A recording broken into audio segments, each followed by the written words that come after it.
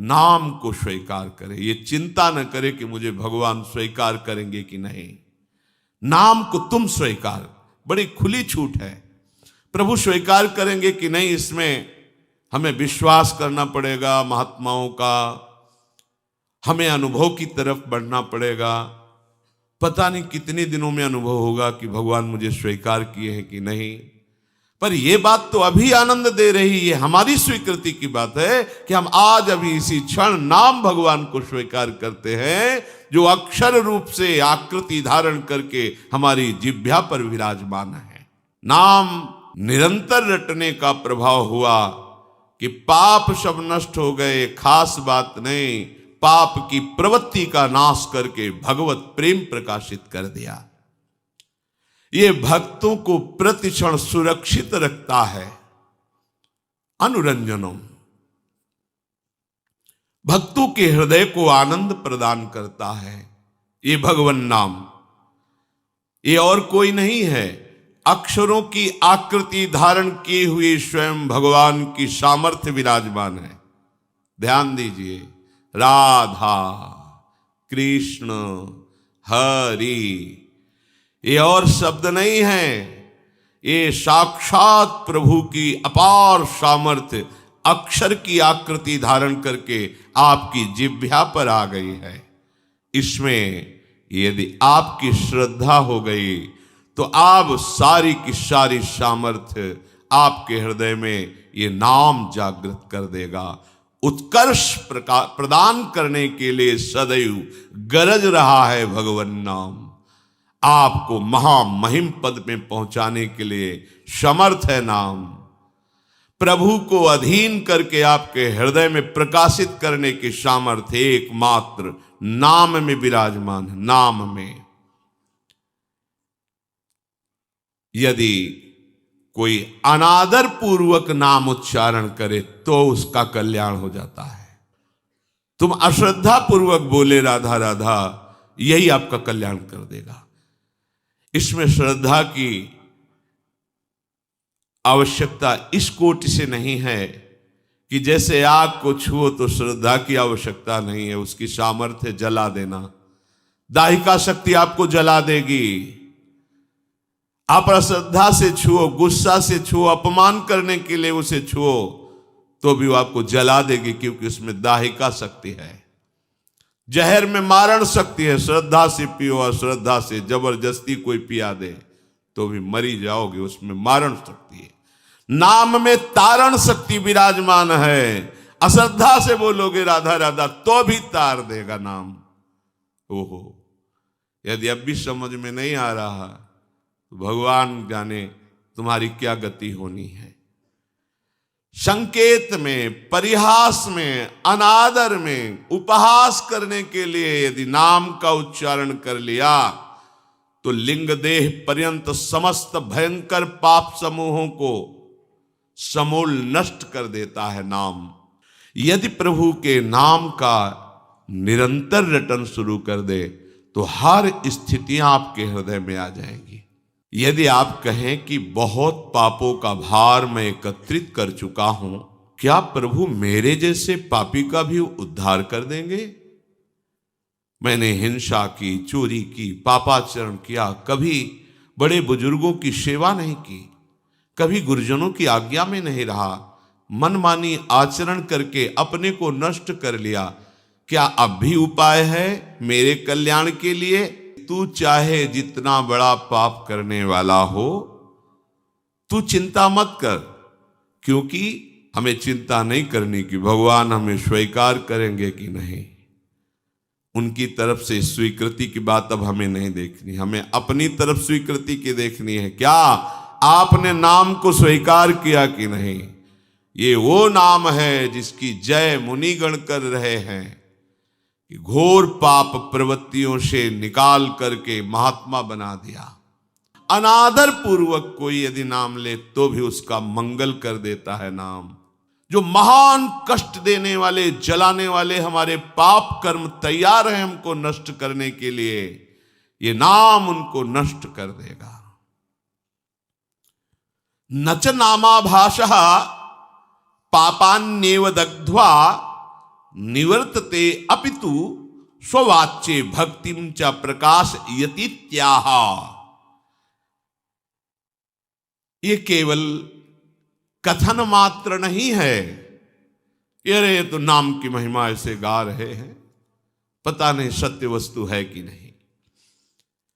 नामाभास केवल पापों को जलाकर निवृत्त नहीं हो जाता, वो अपने वाच्य को अधीन करके हृदय में प्रेम प्रकाशित कर देता है। जैसे कृष्ण ये वाचक है और कृष्ण रूप ये वाच्य है। ये वाचक, ये नाम उस रूप को आकर्षित करके उसके प्रति अपार प्रेम प्रकट करके आपके हृदय में स्थापित कर देगा। कितनी अपार महिमा है, और कुछ करने की जरूरत ही नहीं है। कितना समर्थ है नाम। कहते हैं यदा भासोप्युद्यन् कवलित भवध्वांत विभवो दृशम तत्वान्धानामपि दिशति भक्ति प्रणयिनीं जनस्तस्योदात्तं जगति भगवन्नाम तरणे कृतीते निर्वुक्तुम कह हि महिमानं प्रभवति। हे भगवन नाम सूर्य, जिसने आपको स्वीकार कर लिया उसके जीवन में अंधकार नहीं रह गया। जैसे हम प्रकाश में देख पाते हैं, भ्रम हो जाए कि रस्सी में सांप है तो बिना प्रकाश के नहीं देख पाएंगे। तो जैसे हम प्रकाश में देख पाते हैं कि वो सर्प नहीं, वो रस्सी है। हमारा भ्रम था कि हम रस्सी को सर्प मानकर भयभीत हो रहे थे। ऐसे ही नाम भगवान रूपी सूर्य के प्रकाश में हम देख पाते हैं ये जगत नहीं, जगदीश ही जगत बने हुए हैं। वासुदेवा सर्वमिति स महात्मा सुदुर्लभा, सर्वत्र भगवत दर्शन कराने की सामर्थ्य नाम में विराजमान है। इस संसार में कौन ऐसा होगा प्रवीण पंडित जन जो आपकी महामहिमा असमोर्ध महिमा को यथार्थ रूप में कह सकता है। हे नाम भगवान, आपकी महिमा को कोई पंडित, कोई ज्ञानी, कोई महात्मा संपूर्ण वर्णन करना चाहे तो असमर्थ है। कहूं कहां लगी नाम बड़ाई, राम न सकहि नाम गुण गाई। स्वयं नामी भगवान भी अपने नाम की महिमा को पूर्ण रूप से वर्णन करने में असमर्थ हैं। ऐसी अपार महिमा आपकी है। कोई भी हो, कहीं भी हो, कोई शर्त नहीं है, पवित्र हो या पवित्र हो। नाम का चिंतन, नाम का गायन, नाम का रटन आपके अविद्या रूपी अंधकार का नाश करके परम वैभव प्रकाशित कर देगा। लोक परलोक के सारे सुख आपको प्राप्त हो जाएंगे। यही परलोक सकल सुख पावत मेरी सो भैया कृष्ण गुण संचु, महाप्रभु हरिवंश चंद्र जी कहते हैं। जो चाहिए ये नाम तुम्हें प्रकाशित कर देगा। उस वस्तु, व्यक्ति, स्थान, परिस्थिति, घटना, कोई भी ऐसा नहीं होगा कि तुम्हें कभी ऐसा अभाव का वर्ण अनुभव हो कि ऐसा। जिस समय नाम का एक छत्र राज्य हो जाता है तो और कोई भाव ही नहीं रह जाता, क्योंकि पता चल जाता है इस माया के नाटक में फंसने से जो हमें दुख मिला, अशांति मिली, क्लेश मिली, वो हमें गलती समझ में आ जाती है। इसलिए वस्तु, व्यक्ति, स्थान, घटना, परिस्थिति की मांग ही खत्म हो जाती है। ऐसा लाभ प्राप्त होता है जिस लाभ प्राप्त होने के बाद और कुछ प्राप्त करना बाकी ही नहीं रहता। जो तत्व दृष्टि से विहीन हैं, जिनको ज्ञान नहीं है, उनको भी वही गति प्रदान करने में समर्थ है नाम। आहा, ये बड़ी बात है। तत्व ज्ञान प्राप्त होना ये बहुत कठिन बात है, लेकिन तत्व ज्ञानियों की जो गति है वही एक नाम जापक को भी प्राप्त हो जाएगी। नाम तत्व बोध करा देगा, नाम परम पद में स्थापित कर देगा। अथैकांतिक भावे नोपाशितम नाम भोगैक विनाश्यमपि प्रारब्धम विनैव भोगाद्विनाशयति त्याहा। ओहो, बड़े आश्चर्यमयी बात।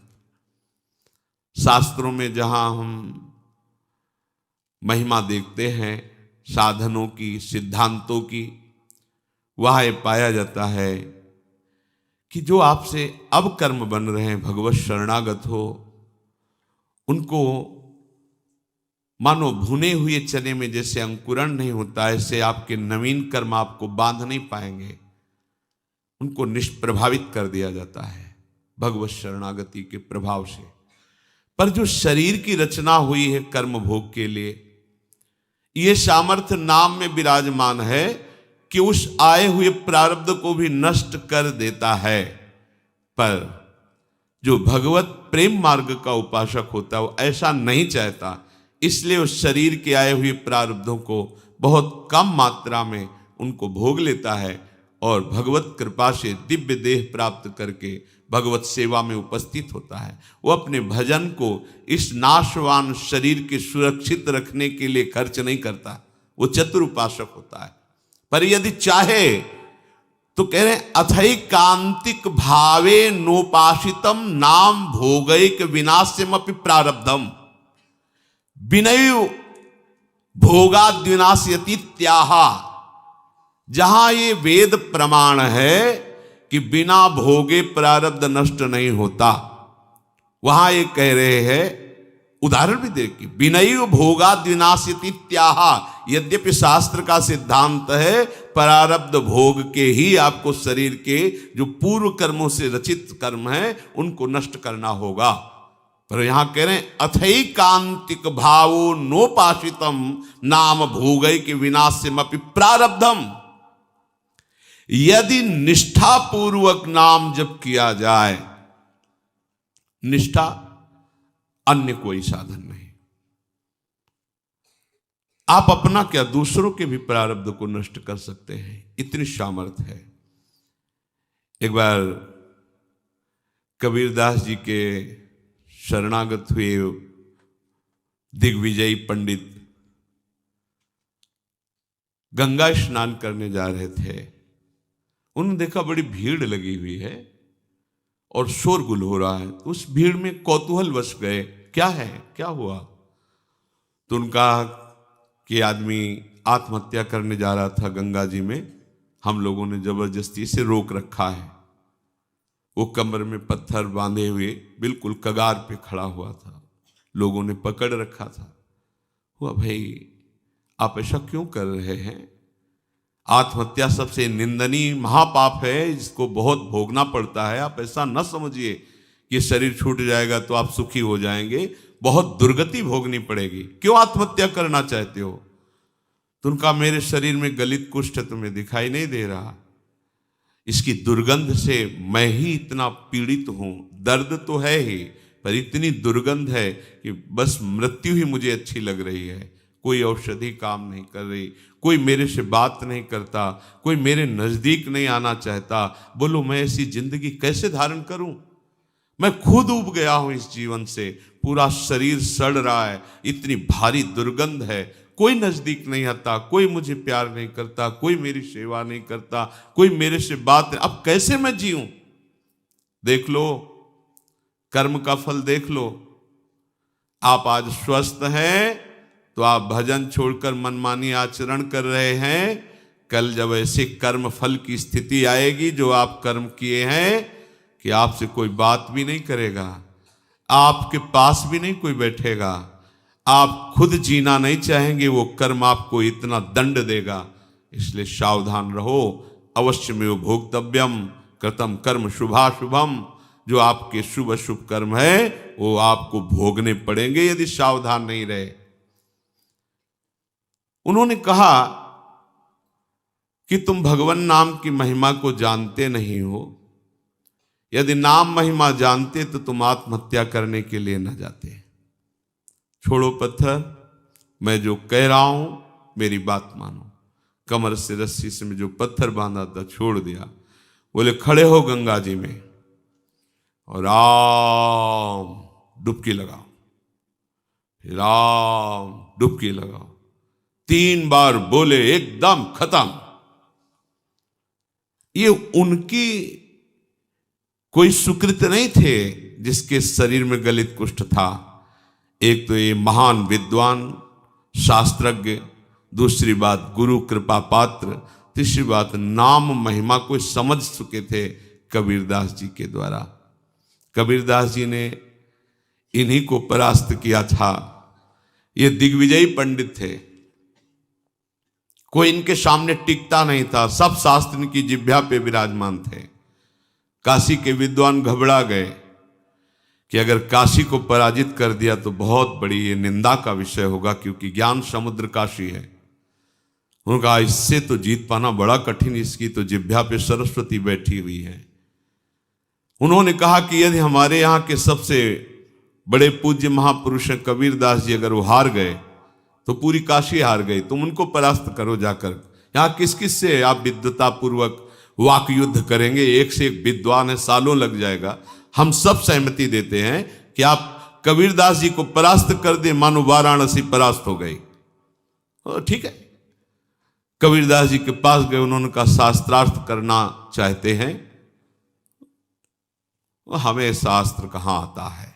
कबीरदास बोले पराजय लिख दो, इसमें दस्तखत कर दो। हाँ करवा लो जहां दस्तखत। बोले काशी के विद्वानों ने कहा है कि आपकी पराजय पूरी काशी की पराजय। तो बोले फिर रुक जाओ, हम तुमसे प्रश्न करते हैं कि पढ़ के समझे हो या समझ के पढ़े हो? अब जो हरि के चरणारविंद के प्रेम में डूबा हुआ है उसकी वाणी सरस्वती भी नहीं समझ सकती। पहली बार उसकी बातें ही समझ में नहीं आई कि बाबा प्रश्न क्या कर रहे हैं। फिर हाथ जोड़ा, कहा महाराज एक बार फिर प्रश्न कीजिए। तो उन्होंने कहा पढ़ के समझे हो कि समझ के पढ़े हो? जैसे कोई किसी को स्तंभित कर दे मंत्र के द्वारा, बुद्धि काम नहीं कर रही, पूरी सभा लगी हुई है कौतूहल देखने के लिए। अब वो ये शास्त्र खोले वो शास्त्र खोले, कुछ कहा महाराज हमारे तो प्रश्न ही की धरा समझ में नहीं आ रही। बोले तो उत्तर क्या दोगे, शास्त्रार्थ क्या करोगे? जब प्रश्न की ही धरा तुम्हें समझ में नहीं आ रही तो व्यर्थ में अभिमान लिए घूम रहे हो दिग्विजयी का। पढ़ के समझे हो कि समझ के पढ़े हो? हम तुम्हें बताते हैं तुम ना पढ़ के समझे हो न समझ के पढ़े हो। अगर समझ के पढ़े होते तो सब शास्त्रों का सार है भगवान के नाम में प्रेम, भगवान के चरणों की भक्ति। अगर पढ़ के समझे होते तो अब तक समझ गए होते कि सबका शास्त्रों का सार क्या है। तुम समझ ही नहीं पाए। उन्होंने उसी समय सब गंगा जी में शास्त्र प्रवाहित कर दिए और श्री चरणों का कबीरदास जी के आश्रय ले लिया, शिष्य बन गए और नाम जप करने लगे। उनकी ये निष्ठा कि 3 बार नाम, ये उनकी निष्ठा, उससे उनका गलित कुष्ठ चला गया। अब ये बड़े आनंदित होकर कबीरदास जी के पास पहुंचे और कहा भगवान एक गलित कुष्ठ शरीर वाला आत्महत्या करने जा रहा था, तो आपकी कृपा से नाम महाराज के प्रभाव से 3 बार नाम बुलवाने पर वो गंगा में डुबकी लगाते ही पवित्र शरीर और निरोग शरीर हो गया उसका, और बहुत प्रसन्न हो गया। और उसको भी हमने कहा नाम जप करो। कबीरदास जी ने कहा तुमने नाम की महिमा जानी? अरे ये केवल नामाभास से ठीक हो सकता था, तुमने 3 बार बुलवाया है। नामाभास से ये नाम की अपार, जौहरी ही तो हीरा का कीमत जानता है कि क्या है, हीरे की वक़्त जौहरी जानता है। ऐसे ही भगवत प्रेमी महात्मा जानते हैं कि नाम का प्रभाव क्या है। हम आप सब तो ऐसे ही राम कृष्ण हरि, पर ऐसे ही बोलो तो भी मंगल हो जाएगा। पर महिमा इतनी अगाध है, कह रहे अथई कांतिक भावे नोपासितम नाम भोगई के विनाशिम अपि प्रारब्धम। पर इसमें शर्त है, इसमें शर्त है अथैकांतिक, एकांतिक, अर्थात अब कोई आश्रय नहीं, कोई भरोसा नहीं, केवल नाम का आश्रय, केवल नाम का भरोसा। इसे कहते हैं निष्ठा। निष्ठा पूर्वक जपा हुआ नाम भोग के द्वारा ही विनाश से प्रारब्ध कर्म को भोग के बिना ही नष्ट कर देता है। ये बड़ी बात है। तो आप कहेंगे कि बड़े बड़े संतों को बड़े बड़े रोग पाए गए, कैंसर, अमुक अमुक अमुक, तो क्या इन्होंने नाम जप नहीं किया क्या? हाँ, जान गए, नाम जप के प्रभाव से जान गए कि ये शरीर मैं नहीं हूं, ये शरीर मेरा नहीं है, ये पानी का बुलबुला जैसा है, कुछ समय के लिए मिला फूट जाएगा। अब इसके लिए सच्चिदानंद में नाम का प्रभाव क्या रखना? जैसे सांप अपनी केचुल से कोई संबंध नहीं रखता, ऐसे भगवत भजन करने वाला महात्मा जो वास्तविक भागवतिक महिमा को जान गया है, वो इस शरीर से कोई मतलब नहीं रखता। चाहे इसमें कैंसर हो, किडनी फेल हो, कोई बड़े बड़े कष्ट हो, वो समझता है इसकी एक आयु निश्चित है, इसको नष्ट ही होना है। जब नष्ट ही होना है तो हम इसके लिए भजन रूपी महामहिम महिमा का प्रयोग क्यों करें? यह अविनाशी थोड़ी रहेगा, आज नहीं तो कल जाएगा। ये जब जाएगा ही तो इसके लिए हम अपने भजन को क्यों खर्चा करें? इसीलिए उन महापुरुषों ने अपने भजन का प्रयोग शरीर को स्वस्थ रखने में नहीं किया। नहीं तो इतनी सामर्थ्य है नाम में कि वो सब रोगों को नष्ट कर सकता है। आश्चर्य में ये देखा है, देखा है। वो रोज सुबह आ जाता था, गले में कैंसर था, गांव का आदमी था, सरकार